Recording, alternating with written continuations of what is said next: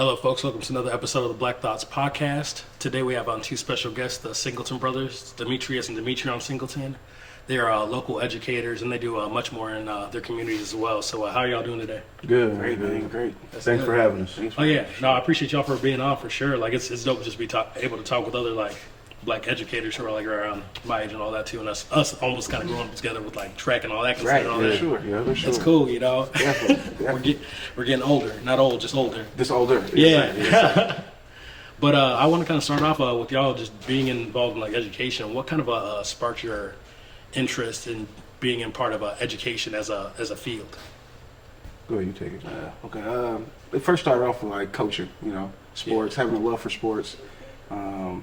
Just being in college and trying to figure out life, and then it's giving back. So I ran college track, and we used to give back to the schools. Mm-hmm. Like we used to do Read for Achieve and different things like that, and I would see like the impact that I would have on the kids, like with me coming back as an athlete, and just the impact you had in the classroom with reading to kids or just talking to kids about anything they wanted to talk about, and then it just moved on to me like, you know what, this is something I think I can do for the rest of my life. Yeah. Impacting kids and just having relationships and building relationships, so then it ended up being a career. So Yeah, that's dope. Yeah, That's super dope to hear, especially since like I always tell people like, because I coached cross country and track for the junior high and high school level for a couple years, and like I tell people all the time, like I think coaches are almost like kind of like some of the most effective educators, because like I remember the coaches that I had who like wasn't like the teachers I had, not to say they didn't do anything, but like they always kind of have a sense of educating and mentoring that's special. for sure. What about you? For me, a little different. When I got out of college, I worked at the YMCA, did a bunch of camps, worked through sports. But then I went on to a career where I was a correctional officer at Rock Island County. And just over the 7 years that I was there, man, you start seeing the younger and younger kids, man. It's like, where is that gap at? What are we missing? What piece are we missing?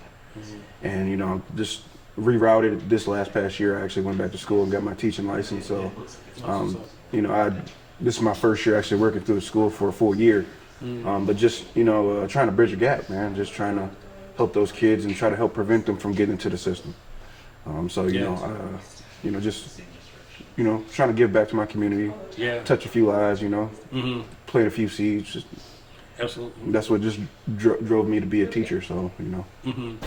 No, that's dope, especially since like just with your background of like working as a correctional officer and kind of seeing like younger like black youth kind of like in that kind of like space, and kind of like fixing that, because like I feel like that's kind of like the space where you kind of like reach up first. Is like in the schools, that's where they're at consistently, most of them, And then just when you have conversations with the kids that come into jail, they just like, well, I don't need school. I got this, I got that, and you're like, nah, like that's.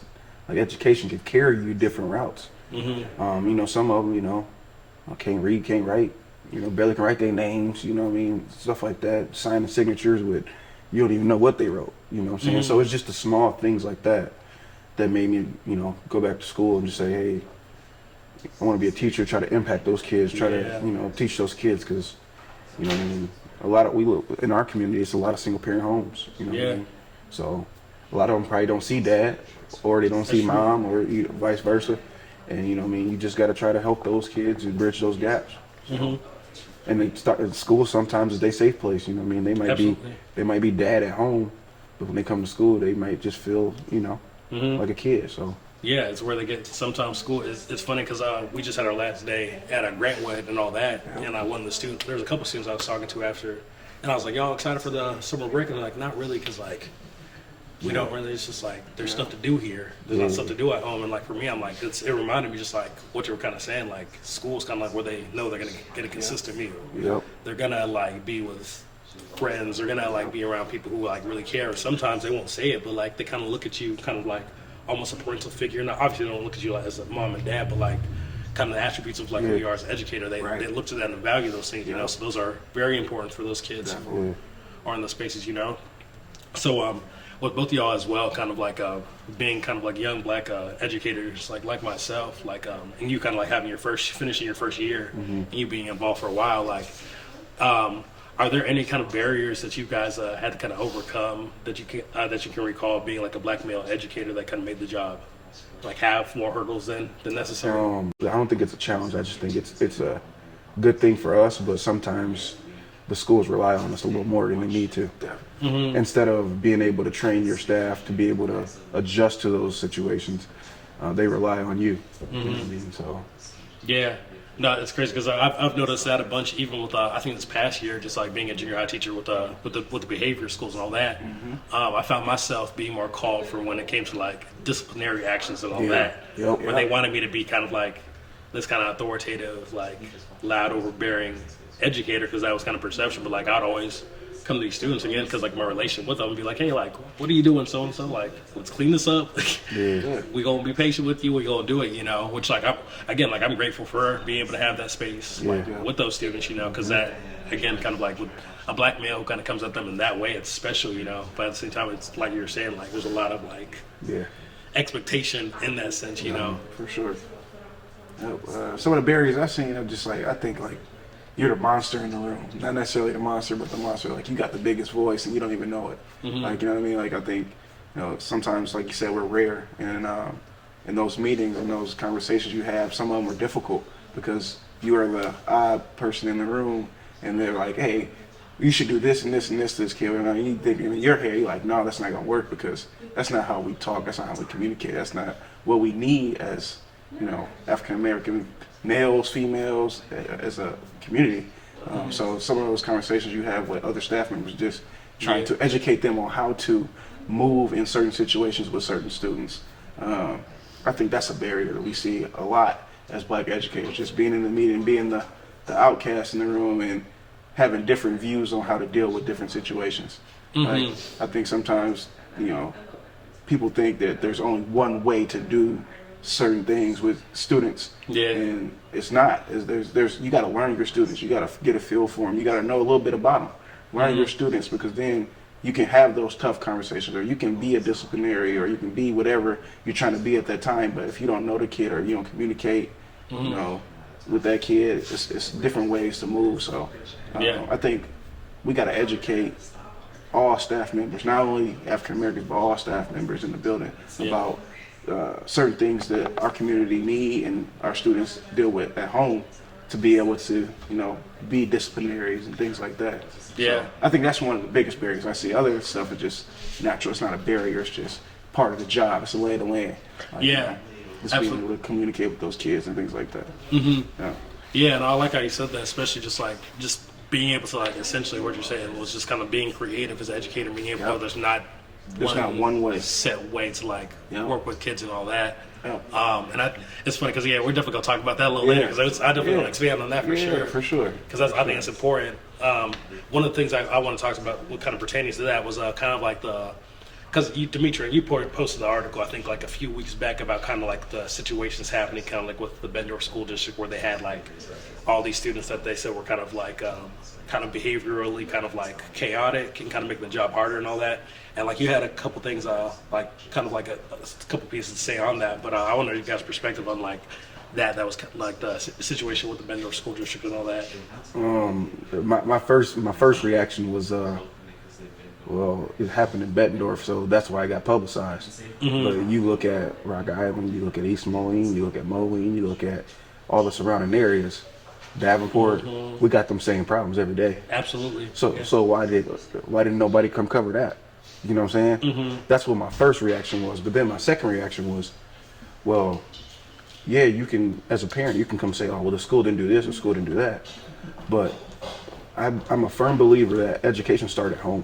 Yeah, absolutely. You learn right from wrong from mom and dad. You know, them viewpoints and those goals that you have and those values that start at home. So for, you know, parents to say, oh, well, school needs to do this, it ain't the school's job to raise your kid. It's not that, like, it's not the school's job to raise your kid and instill those values. Yeah, they should be able to help you, you know what I mean, help those kids build those values and continue to grow from those values. But it ain't their job to raise your kid. And then my other thought was, well, everybody's talking about it, but who's going to be somebody and step up and come in these hallways and help? You know what I'm saying? Hey, you could talk about it. Everybody has something to say when something goes wrong, but what are you going to do about it? You know what I mean? What's your next step to help us? You know what I mean? Because as educators, you know what I'm saying, from 7 or 8 o'clock till 2:30, 3:30, whenever your school out. It's you and those kids, you know what I mean? Mm-hmm. And, you know, some days is rough, some days is great, but like, you know what I mean? Those kids are there every day. Yeah, absolutely. So what are you going to do to help change the narrative of, oh, these kids are bad, or these kids are doing this, or these kids are doing that, they need to stop? Well, how are you going to help them change it? Yeah. You know what I mean? So my goal is to, you know, always try to help kids and implant things to help them grow. But, you know what I mean, it's not enough of us to do it. Like, not a lot of people want to fight that fight.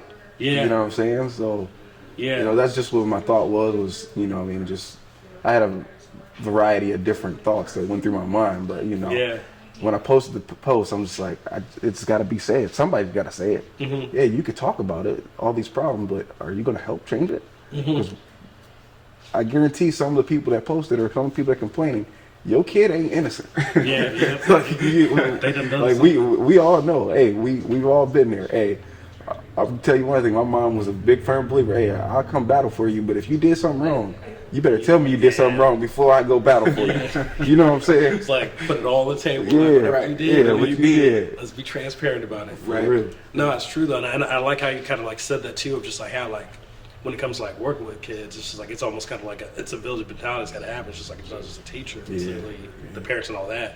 And like I guess like I said to ask, just like, do you think kind of like the expectation of like teachers playing like both roles as like teacher and parent has been something that like has maybe like been expectations that's heightened in the last 2 years, like the pandemic of having these parents like sit with their kids and then realizing that hardship and having them go back, or like, do you think that's always kind of been a thing of just like teachers having that expectation to be the parental figure as well as the teaching figure too? I think that's kind of generational. Like I feel like Yeah. when we were in school, like growing up, like we had grandma and grandpa and mom and dad, you know, somewhat of a structural home. Now we got a lot of single parent homes, and I think with COVID hitting, like parents got to experience what teachers deal with every day. Yeah. Like you had to be mom, dad, and you had to be like somewhat of a teacher because you had to help your kid. You had to make sure they up, make sure they on Google Classroom, make sure they up watching videos and learning. So they got a little bit of taste of what we kind of go through. And I think now it's kind of like a pushback. Like, hey, I deal with this kid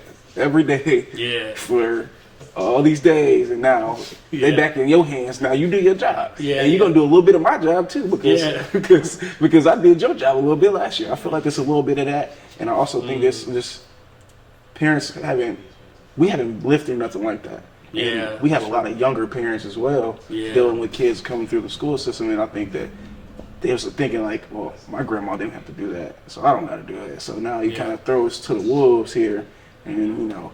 See what happens in the education field. Teachers might not make it. You know, like it's like kind of like a 50-50 chance, but it's like we gotta like bridge the gap. Like we gotta all get back on the same page of the communities, building communities, and communities helping schools, and schools helping the community. And then once we bridge that, I think we'll be fine. Yeah. It's just understanding again, like understanding like our roles completely, you know, and being able to like all meet those goals, because like it's a team thing at the end of the day, you know. It's just like I think that's one thing I'm always reiterating to parents and all that. It's just like I can do something and like I'm gonna do my job to its fullest, but like we gotta somebody gotta help me. Somebody gotta help me. We can't do everything, you know. Yeah, because kids they can be a little difficult, you know. Right. So with that said too, like when it comes to just because I know Demetrius, like you kind of come from like the same space as me, like work with like behavioral students and all that, and like you being a correctional officer and all that, like when working with like difficult students, I guess, quote unquote, like what are some of the kind of like skills that you guys kind of like have found like useful the last few years to kind of help like building like relationships with these students who kind of like are seemingly difficult? I've always been a big believer in the 3 C's. That's like something that just I've taught myself. Like you gotta be calm, you gotta collect your thoughts, you gotta be cool. Like you know, like the students, you know, they love teachers who when I'm aggressive. Don't come at me aggressive, because then that's just gonna put more fuel to my fire. Like if you come at me in a respectful way, even if they yelling, they cussing, doing that stuff, just be calm with them. Like, you know, hey, like calm down. Like let's talk. Let's go somewhere and talk, rather than yelling at them and getting them more roused up. You know what I mean? And yelling at them, and then you got to collect your thoughts. So as you talking calmly, like, hey, what's going on? You collecting your thoughts as well to figure out like where can I go to help the student. You know, not just, you know, coming at them, yelling at them, but collect your thoughts and build off your, you know, your relationship and the things that you got with that student, and then just be cool with them. Just like, you know, like, hey, look, I know this is what happened and this is where you're going, but like, you know, you need to understand this is what needs to happen. And like, there's a way to go about being cool. You know, just not always being so hard on kids and being a certain way. Just be cool and be chill, and then, you know, be yourself. Like, I think cool is being you. Like, Yeah, absolutely. you know, the cool teacher is the teacher that lets you do whatever you want to do and give you free time and all that. But I also think the cool teacher is the teacher that is respected. Yeah. So the respected teacher is a cool teacher as well. So I always use that, especially using behavior kids, working with behavior kids and understanding behavior kids. Yeah. Yeah. Absolutely. No, I like the 3 C's. I'm gonna remember that actually. Yeah. I like that. Yeah. It's true. It's definitely like this is not like practicing my life with being educated without like putting a name to it. But like I like the 3 C's for sure. 3 C's. Well, for me, man, it's just being relatable. Yeah. You know, when I got into Glenview, I started doing my student teaching. I started using TikTok, and I started dancing and making crazy TikToks. And when I did that, every kid would. It didn't matter who it was. They were following my TikTok, doing all this crazy stuff. Hey, Mr. Singleton's the sturdiest teacher in school, blah, blah, blah. But when those behavior kids started coming around, and they're the quote unquote bad kids, you know what I mean? I would be able to talk to them, be able to calm them down. I had a relationship with them because they followed my TikTok, or they were talking to me about my TikTok or whatever. So I started building relationships with these kids. And you just got to know how to talk to them. Yeah. You know what I mean? Most kids, when they are acting out, it's because they want somebody help. They're asking for help. That's their way of asking for help. And I just, you know what I mean? I try to do things. I wear Jordans all the time. I try to dress like they dress some days, you know, and just try to relate to them. You know what I mean? A lot of teachers they look at are older than them. So, you know, this is an old teacher. You know what I mean? So they like, when those teachers, oh, you're old, you don't know nothing.